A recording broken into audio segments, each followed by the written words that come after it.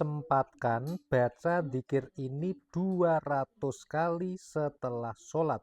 Insya Allah biidznillah bisa menjadi wasilah memohon kepada Allah Azza wa Jalla agar rezekinya semakin lancar, semakin deras, semakin berkah, mengalir dari segala arah. Oke, simak video ini dari awal sampai dengan akhir. Semoga bermanfaat. Assalamualaikum warahmatullahi wabarakatuh. Alhamdulillahi rabbil alamin. Bismillah wa syukrulillah.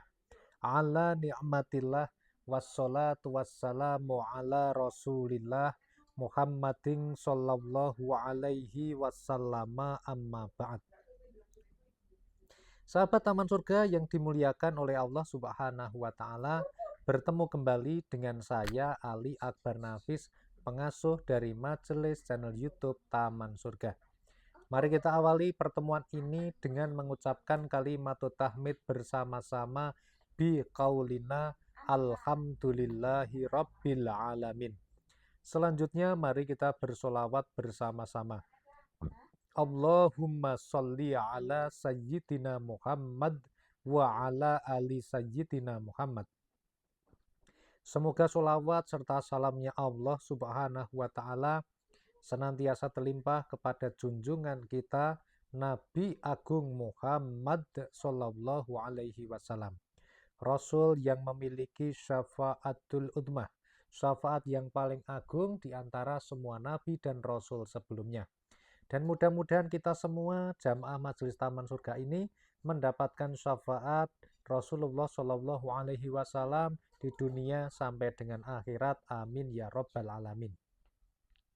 Sahabat Taman Surga yang dimuliakan Allah, ketika kita berdoa kepada Allah, ibaratnya kita sudah mengambil setar ketika kita mau menuju ke suatu tempat.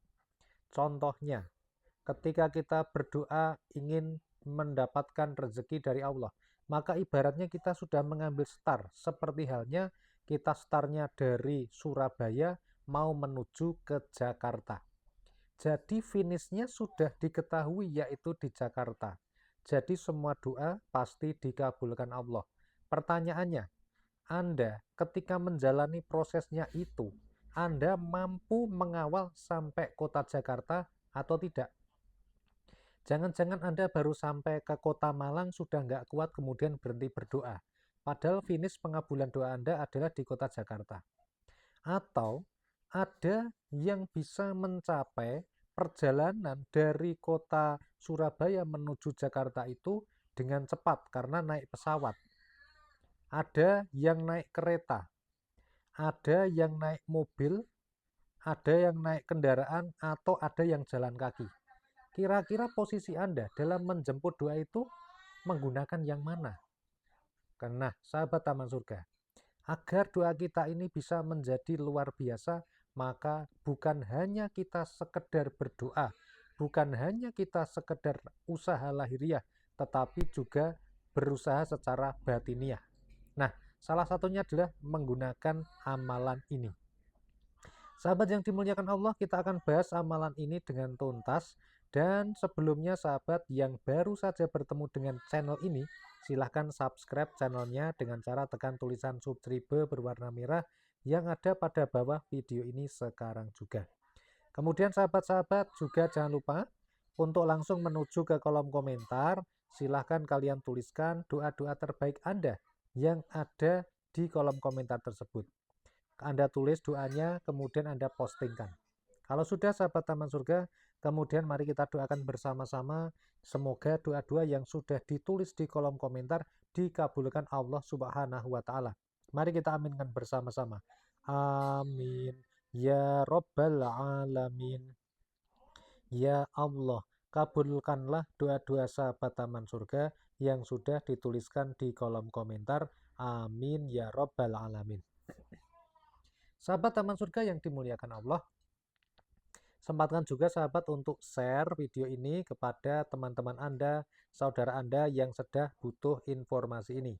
Semoga share Anda bisa menjadi wasilah hidayah dari Allah Subhanahu wa Ta'ala kepada mereka, dan Anda juga mendapatkan yang namanya pahala jariyahnya. Amin ya Rabbal Alamin. Sahabat yang dimuliakan Allah, mari kita bahas mengenai dzikir penarik rezeki ini. Sahabat yang dimuliakan Allah, kita akan lanjutkan pembahasan kita tadi. Berdoa itu ibaratnya kita sudah mengambil setar dan finishnya sudah diketahui. Contohnya tadi adalah startnya dari Surabaya, finish pengabulan doanya di kota Jakarta.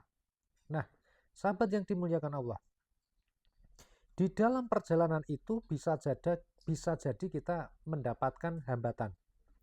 Hambatan-hambatan itu yang menyebabkan doa kita itu terhenti dan tidak bisa menuju ke langit. Nah, sama halnya sahabat, ketika doa yang kita panjatkan itu sampai di langit kok terhenti, terhalang, maka doa itu tidak bisa naik ke langit. Apakah penghalangnya? Sahabat yang dimuliakan Allah, bisa jadi penghalang doa itu adalah dosa-dosa yang kita lakukan. Oleh karena itu sahabat Taman Surga, ada salah satu amalan yang bisa digunakan untuk mendobrak penghalang-penghalang tersebut. Namanya adalah sholawat. Jadi fadilah dari sholawat ini salah satunya adalah ketika itu dibacakan, maka itu bisa mendobrak penghalang-penghalang tadi. Nah, sekarang tinggal melihat seberapa besar, seberapa banyak penghalangnya, dan seberapa sholawat yang kita baca. Nah, itu sahabat. Jadi ini yang membedakan kadang ya.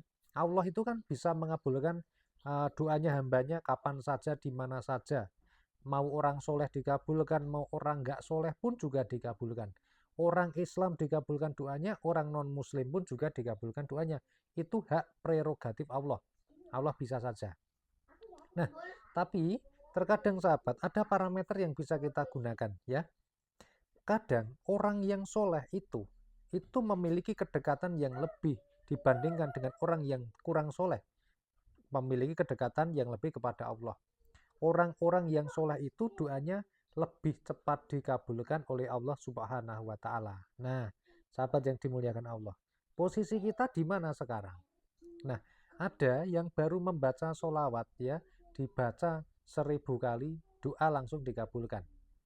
Ada yang membaca perlu membutuhkan proses. Nah, tergantung sekarang gimana ya.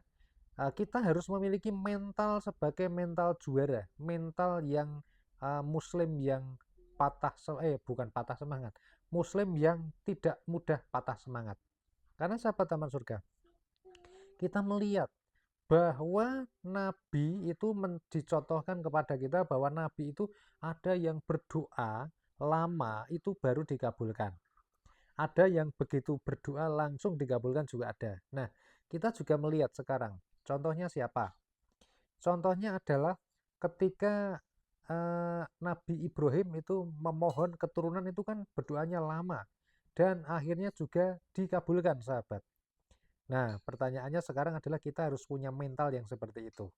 Jadi amalannya gimana Pak Nafis? Amalannya adalah sehabis sholat fardu itu membaca sholawat Jibril sebanyak 200 kali. Sholawat Jibril bunyinya gimana? Shollallahu ala Muhammad. Shollallahu ala Muhammad. Shollallahu ala Muhammad. Baca sholawat ini, kalau kita setiap habis sholat membacanya 200 kali, maka di dalam satu hari kita kan sholat fardunya 5 kali. Paling tidak kita sudah membaca sholawat sebanyak 1000 kali. Kalau ditambah dengan sholat sunnah, berarti nanti akan sehabis sholat sunnah juga membaca, maka lebih dari 1000 kali. Tapi paling tidak sahabat Taman Surga, yang namanya sholawat itu harus dibaca sahabat. Karena fadilah dan manfaatnya luar biasa. Dan sholawat ini adalah salah satu amalan yang pasti diterima sahabat. Kenapa? Karena shollallahu ala Muhammad. Artinya adalah kita meminta tolong kepada Allah untuk bersolawat kepada Rasulullah. Makanya ini pasti dikabulkan ya. Karena yang solawat adalah Allah. Jadi kita minta tolong kepada Allah, Allah bersolawat kepada Rasulullah. Nah itu pasti bisa sampai. Oleh karena itu sahabat Taman Surga, yuk perbanyak membaca solawat. Karena dengan solawat terkabul semua hajat. Dengan solawat hidup kita mendapatkan syafaat. dengan sholawat hidup kita selamat. Oke sahabat taman surga, share video ini kepada teman-teman Anda ataupun orang-orang yang butuh informasi ini, semoga bisa bermanfaat. Dan sahabat taman surga, silakan Anda bisa menonton video-video lainnya yang telah kami upload di channel ini. Semoga bermanfaat. Sampai jumpa pada video berikutnya. Wassalamualaikum warahmatullahi wabarakatuh.